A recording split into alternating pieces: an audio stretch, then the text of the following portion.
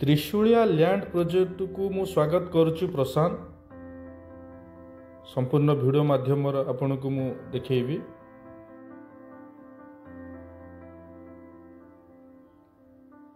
आपन देखि पारुथिबे 10 एकर प्रोजेक्ट आम हाई डेवलपमेंट करी संपूर्ण प्लॉट घर बाड़ी रहुची।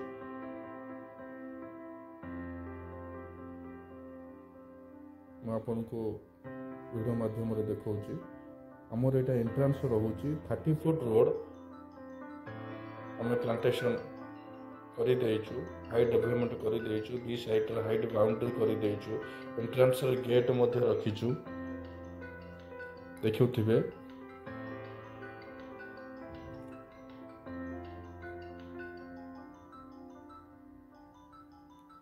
यही प्रोजेक्ट पाखापाखि आपंकर सरस्वती ग्रुप ऑफ इंस्टीट्यूट रोचे, गायत्री हॉस्पिटल रोचे, गणपति स्कूल रोचे।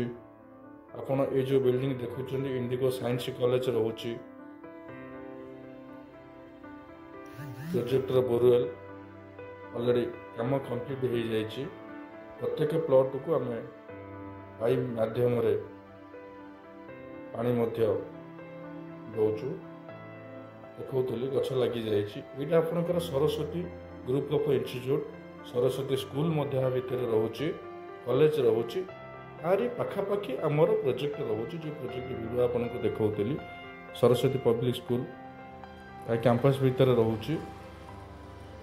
ये जो बोर्ड देखुं त्रिशूलिया गोलई छक यही छक पाखु आपड़ आसिले 1500 मीटर रहा। आपंकर त्रिशूलिया बस स्टाण्ड रोचे 1700 मीटर।